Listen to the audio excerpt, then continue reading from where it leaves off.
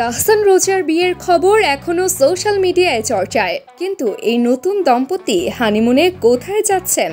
গায়ক তাহসান আর রোজা আহমেদের বিয়ের ছবি এখন সোশ্যাল মিডিয়া জুড়ে ভাইরাল। শুভ কামনার সঙ্গে চলছে নানা কৌতূহল।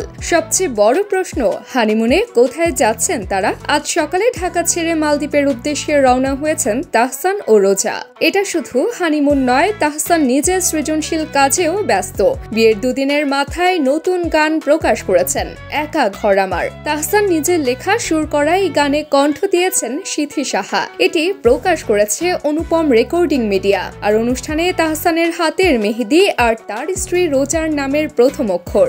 গানটি প্রেম আর কষ্টের মিশ্রণ নিয়ে, যে প্রেমের অনুভূতি অনেকের জীবনে থাকে, ভালোবাসার মানুষ থেকে কষ্ট পাওয়ার পরও তাকে ভালোবাসা, নিজের অনুভূতির কথা সবার কাছে পৌঁছে দিয়েছেন তাহসান। তার নতুন গান নতুন জীবনের গল্পের মতো।